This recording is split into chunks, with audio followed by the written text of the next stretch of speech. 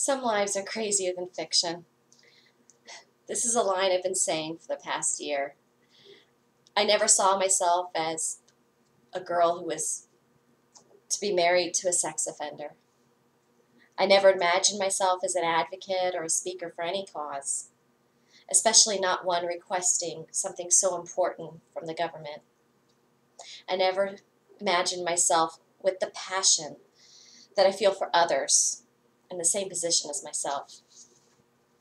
I find myself now, against all odds, asking for the help for the families of sex offenders as ancillary victims to their crimes.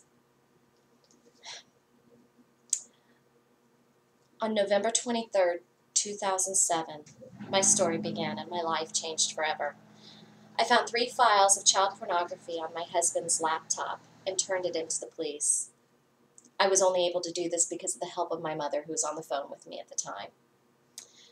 The police called in Child Protective Services, and they recommended that I get a restraining order, which I did.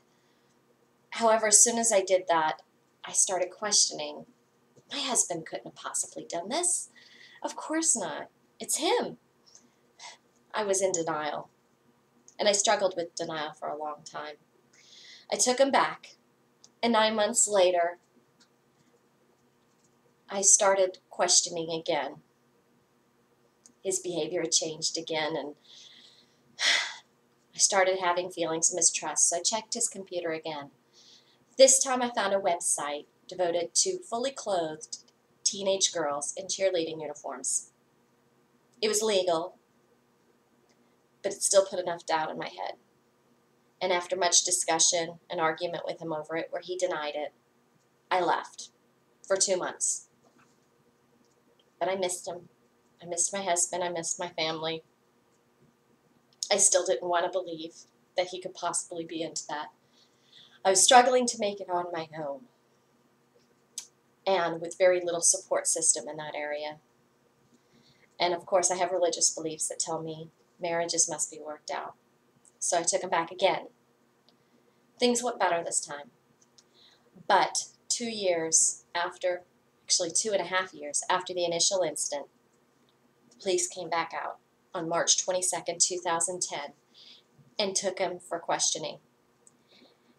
This is when he confessed to 50 counts of possession of child pornography charges. He admitted to not only downloading them, but saving them in hidden places on his computer so I wouldn't find out. A few months later, after his arrest, I found hidden hard drives all over the house, some with files from just a few months prior to that confession. It was a very difficult time. I was blamed by his family members and lost the support of that half of my family and received even death threats from a few of them. It was a very emotional time, as I said, since then. But I've been able to start the healing process through the use of understanding of family roles and how they bring people to these places, and also through talking to other families that have undergone this sort of change. There's a dysfunction in many homes that is contributing to this problem through addictions, codependency, and general abuse. In the Handbook of Addictive Disorders, A Practical Guide to Diagnosis and Treatment by Robert Coombs, he says, in a large study of sex addicts getting inpatient treatment, 81% of the addicts have been sexually abused. 72% were physically abused in childhood, and a whopping 97% were emotionally abused. The Crimes Against Children Research Center says it a different way.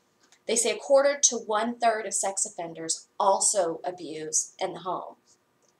So this shows a considerable tie between the home and the offense. Of course, Sarah Galloway says in her book, Sex Offending and Mental Health, that there are other factors that go into that, such as mental disorders that can contribute to the problem.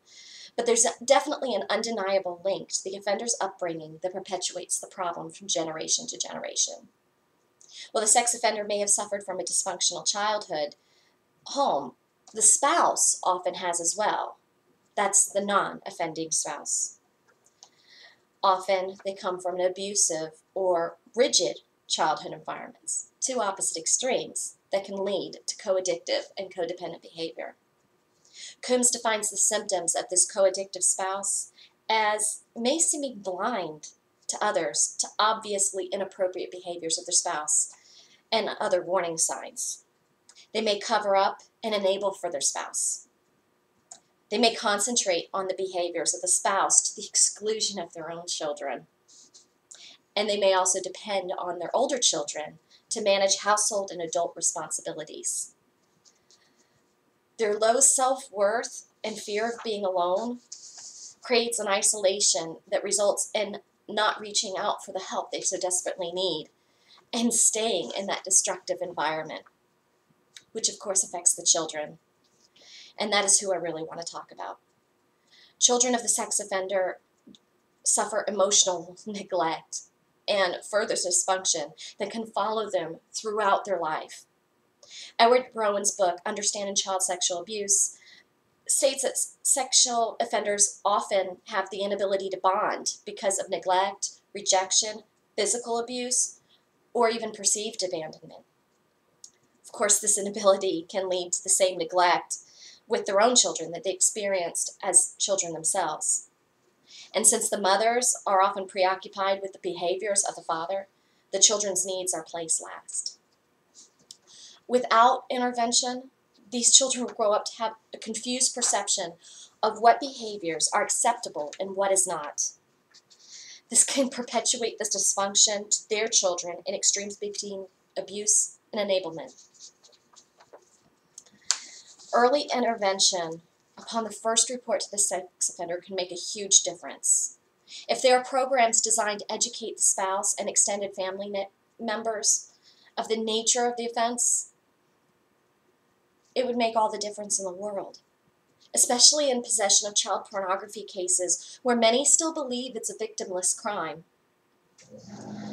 I also believe counseling should be offered to all family members of the offender, to include those extended family members not living in the home. As in my case, many blame the spouse for not doing her job. And they may feel that the offender is innocent or they may not even have any understanding of how serious the crime is. And the spouse and the children need a viable support system to break the cycle of isolation. Finally, financial resources and future goals should also be discussed with the spouses that have been isolated from working so that they have a future ahead of them. Contact by Child Protective Services is not enough. Spouses often feel contact from these agencies as a negative entity instead of a helpful one. They are already blaming themselves, as in my case, internally, for the actions of the offender, and therefore assuming others will blame them as well. And they usually have an unwarranted fear and belief that their children will be taken from them if they do not say exactly the right thing.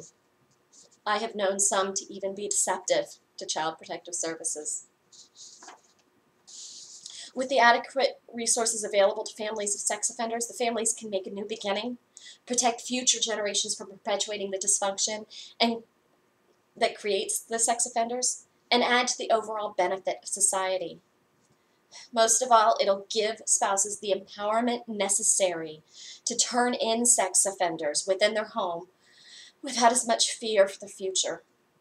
I ask you to please enact a revision to the state's Victims' Bill of Rights to include families in the sex offenders so that the dehumanization of children can end before it begins. This cannot continue. Children and families need protection from the offenders, but they also need the emotional tools to help protect their future. Thank you.